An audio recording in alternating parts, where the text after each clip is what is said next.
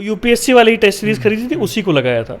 PCS specific test series मैंने नहीं लगाई है। हाँ सर, ये बहुत बड़ी बात है कि आपने एकदम पैरेलल में चल रहे एग्जाम यूपीएससी और यूपीपीसीएस, अधिकांश लोग मूव कर जाते हैं, जैसे यूपीपीसीएस अब हमें छोड़ देना यूपीएससी, आपने दोनों में ही मतलब सफलता अभी तक हासिल की। आई थिंक काफ़ी बड़ा डाउट रहता है कि कैसे करना है, क्या करना है। तो मेरा तो ये मानना है कि अगर आप स्टैंडर्ड सोर्सेज को पढ़ें और उन्हीं पे बस रिवीजन करते रहें तो आप एक बहुत बेहतर स्थिति में रहेंगे, रादर देन आप स्टैंडर्ड सोर्सेज के बाद नए सोर्सेज और कवर करने लगे। तो मेरे लिए तो थोड़ी दिक्कत हुई थी हिंदी में, लेकिन मैंने कई दिन से प्रैक्टिस चालू कर दी कि अब हिंदी लिखना ही है और मेरिट में काउंट होना ही है। तो कई दिन प्रैक्टिस करी कि पहले अच्छे से। नमस्कार दोस्तों, यूपीपीएससी डेली न्यूज़ में आप सभी लोग का स्वागत है। दोस्तों, पीसीएस 2022 का अंतिम रूप से रिजल्ट आ चुका है। हमारे सामने हर्ष सिंह सर बैठे हैं, जिनका यूपीपीसीएस 2022 में डिप्टी एसपी के रैंक 3rd पे सिलेक्शन हुआ है। सबसे पहले तो यूपीपीएससी डेली न्यूज़ की तरफ से सर को बहुत ढेर सारी शुभकामनाएं व बधाई देते हैं। बहुत बहुत धन्यवाद आपका सर। सर, आपका जो एजुकेशनल बैकग्राउंड रहा है वो किस प्रकार रहा है? मेरी स्कूलिंग और कॉलेज दोनों ही लखनऊ में रहा। मैंने BA LLB किया है doctor Ram Manohar Lohia national law university से। अच्छा सर, कब आपने सोचा था कि आपको सिविल सर्विस की तैयारी करनी चाहिए? जी, दरअसल मेरे पिताजी भी पीसीएस अफसर हैं, तो एक तरीके से हमें काफ़ी बचपन से ही बताया गया था कि इसी सर्विस में जाना है, तो एक तरीके से हम लोग के रोल मॉडल बने ही थे। तो सोचा तो हुआ था कि देना है एग्ज़ाम, लेकिन पूरी तरीके से पूर्णतः निश्चय आई थिंक जब कॉलेज ख़त्म हुआ उसके बाद मैंने स्टार्ट की तैयारी प्रॉपर्ली। सर, आपको अपने सिविल सर्विस तैयारी करने के दरमियान में किन किन कठिनाइयों का सामना करना पड़ा था? अब कठिनाइयाँ तो कई तरह की रहेंगी वैसे। सबसे पहले तो क्या सोर्स फॉलो करना है किस किताब के लिए, कितना समय देना है पढ़ाई पे, कैसे एक रूटीन बनाना है, कैसे सस्टेन्ड पीरियड ऑफ टाइम तक पढ़ना कंटिन्यू रखना है, कैसे कैसे जो वो ऐसे बीच बीच में कभी डिसअपॉइंटमेंट के और ऐसा लगता है कि अब तैयारी छोड़ देनी चाहिए, वो सब भी फेजेस आते हैं। तो और एक बड़ा चीज़ ये भी आती है कि आपका टच ख़त्म हो जाता है अपने दोस्तों से, दूसरे लोगों से, सोसाइटी से इन जनरल। तो यही सब जो कठिनाई, ये सब सारी चीज़ें एक रिस्क पॉइंट ही होती हैं। जी जी हाँ वही। तो सर, ये जानना चाहेंगे आपका कौन सा अटेम्प्ट और कौन सा माध्यम रहा है? जी, मेरा ये दूसरा अटेम्प्ट था। इंटरव्यू को लेकर कि मेंस को लेकर के इंटरव्यू को लेकर? टोटल अटेम्प्ट की अगर बात करें तो दूसरा था। पिछले साल मैंने मेंस दिया था, लेकिन इंटरव्यू के लिए क्वालिफाई नहीं किया था। इस बार फिर फाइनल हुआ। अच्छा, तो मतलब ये आपका दूसरा इंटरव्यू था जी। और सर, माध्यम आपका कौन सा था? इंग्लिश माध्यम था। सर, आपका ये ऑप्शनल कौन सा था? लॉ ऑप्शनल है। वही मेरा बैकग्राउंड डिग्री उसी में थी। अच्छा। तो उसी को लिया था। सर, इस बार से यूपीपीसीएस से ऑप्शनल हट चुका है, तो आगे आप अभी लगेंगे 2023 में? सोचा तो है वैसे, लेकिन अब कितना समय मिल पाता है उसको करने के लिए इस पे निर्भर करेगा। अभी तो कम दिन बचा, बहुत कम दिन बचा है वही। तो यदि सर आप दे रहे हैं, तैयारी कर रहे हैं, तो पीसीएस 2023 की 30 दिन की बची रणनीति आपकी तरफ से क्या होगी?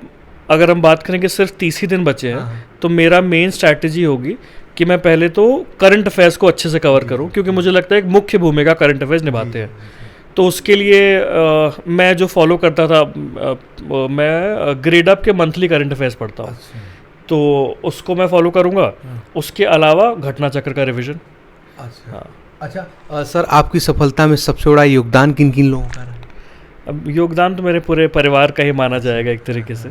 मेरी मम्मी और भैया ने मुझे बहुत सपोर्ट किया है पूरे प्रोसेस में, और एक तरीके से मैं मानता हूँ कि मेरी भाभी मेरा लेडी लक रही है पूरे एग्ज़ाम प्रोसेस में। तो यही रहा है, और पापा ने वो रोल मॉडल बन के हम लोग को मार्गदर्शन दिखाया था। जी सर, अब हम लोग जानेंगे कि आपने कहीं कोचिंग करी? जी, कोचिंग मैंने जाके कहीं कोचिंग नहीं करी है। दरअसल कोविड का भी पूरा फेज चल रहा था, तो मैंने ऑनलाइन ही कुछ इंस्टीट्यूशंस के कुछ कोर्सेज फॉलो किए हैं।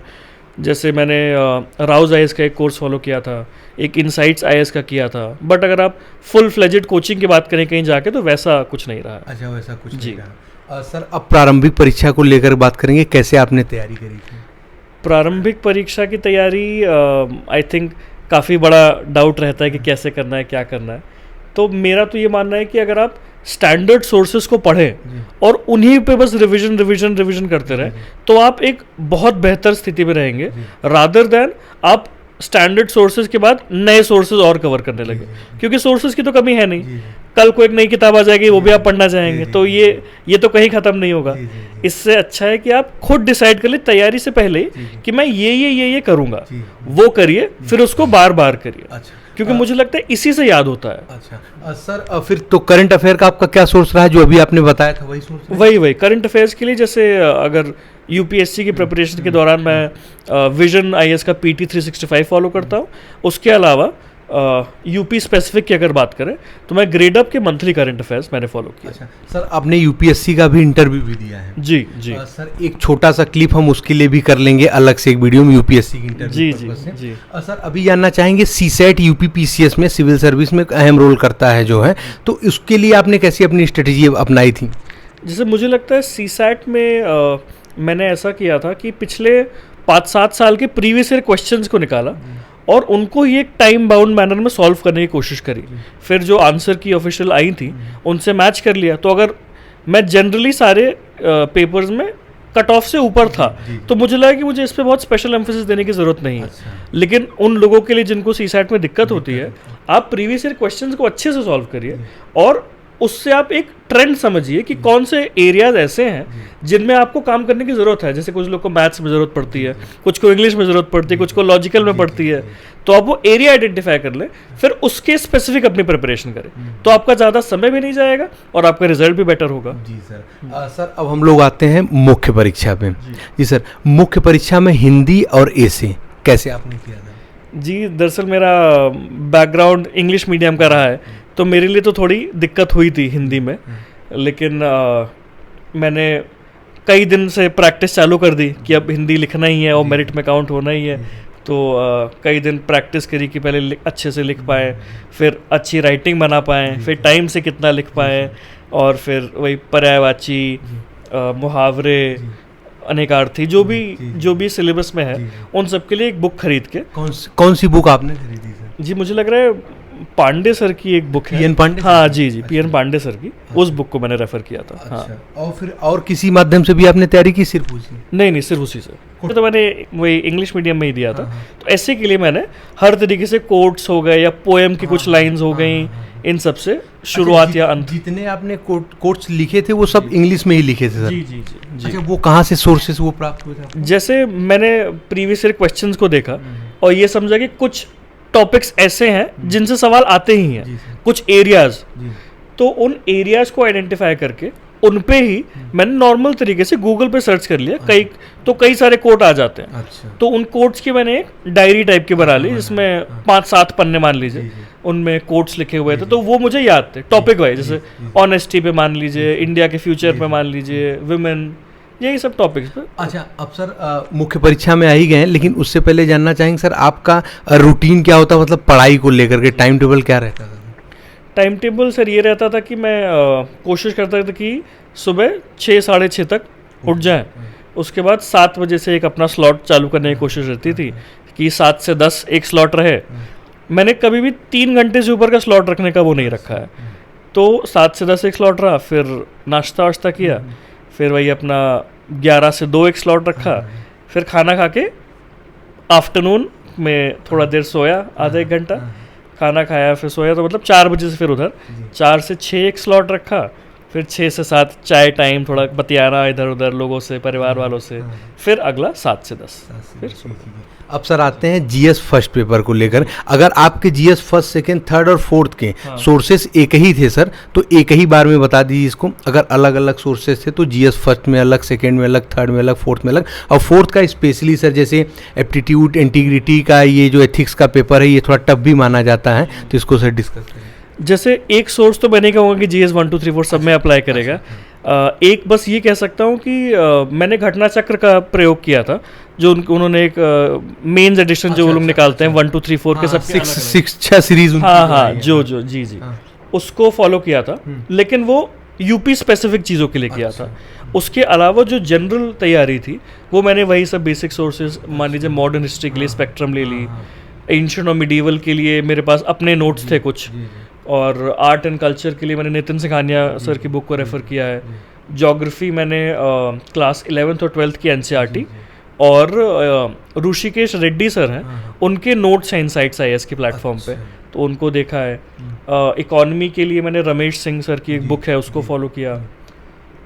साइंस एंड टेक के लिए मैंने सिर्फ करंट अफेयर्स फॉलो किए, जैसे मेंस 65 हो गया और थोड़ा बहुत हेल्प फ्रॉम ये घटना चक्र जो मिला, और प्रीवियस ईयर सवाल जो थे उनको एनालाइज करके देखा कि क्या क्या एरियाज कर सकते हैं कवर, तो यही मोरलेस। सर फिर इसमें एथिक्स, एप्टीट्यूड और इंटीग्रिटी वाला जो पेपर था, एथिक्स वाले पेपर 4 के लिए मैंने लुकमान IAS के उनकी टेस्ट सीरीज ली थी, तो उनकी टेस्ट सीरीज के साथ साथ उनका मटेरियल भी वो लोग एक प्रोवाइड करवाते हैं, तो मैंने उनका वो मटेरियल पूरा रेफर किया था। उनके टेस्ट सीरीज से कुछ अच्छे अच्छे आंसर, जैसे उन्होंने कई सारे क्वेश्चंस के आंसर्स खुद ही दे दिए थे कि एप्टीट्यूड की डेफिनेशन, इंटेग्रिटी की डेफिनेशन, एग्जाम्पल्स इधर उधर के अच्छे अच्छे, तो उन्हीं को कंसाइज करके, और ये शायद GS4 की भी एक एथिक्स की वो आती है घटना चक्र वाली, तो उसको भी थोड़ा रेफर किया था। अब सर हम लोग सीधे इंटरव्यू में चलेंगे कि इंटरव्यू के पहले आपने मॉक किया था कि नहीं, लेकिन उसके पहले सर जानना चाहेंगे कि आपके पढ़ाई में, जैसे पढ़ाई करते समय सर आपने जो स्लॉट बताया इसमें बोरियत भी फील होती रही होगी, तो आप अपने आप को रिलैक्स करने के लिए क्या एंटरटेनमेंट बेस में या किस प्रकार से सर, कैसे?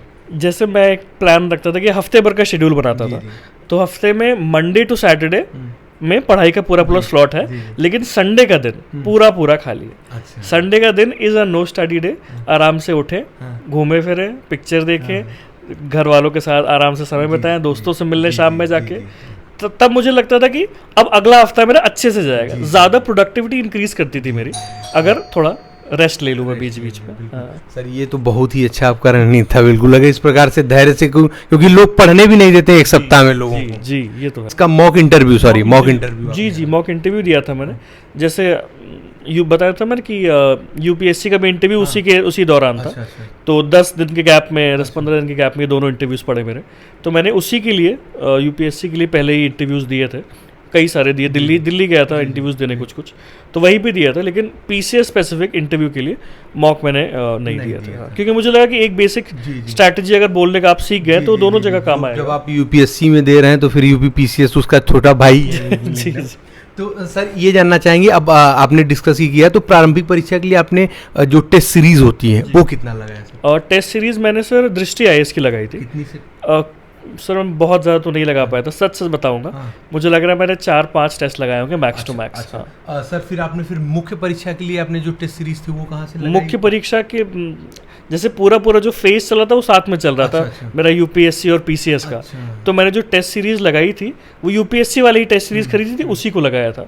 PCS स्पेसिफिक टेस्ट सीरीज मैंने नहीं लगाई है। सर ये बहुत बड़ी बात है कि आपने एकदम पैरेलल में चल रहे एग्जाम UPSC और UPPCS, अधिकांश लोग मूव कर जाते हैं, जैसे UPPCS अब हमें छोड़ देना UPSC, आपने दोनों में ही मतलब सफलता अभी तक हासिल की। एक में DSP बने, एक इंटरव्यू आने के बाद हो सकता है IPS और IAS जरूर बनेंगे, क्योंकि हमारे चैनल की तरफ से शुभकामनाएं आई। तो सर ये पैटर्न फॉलो करना सर एक बहुत बड़ी चीज होती है, सर इसको फिर कैसे किया था आपने? दोनों को साथ साथ तैयारी।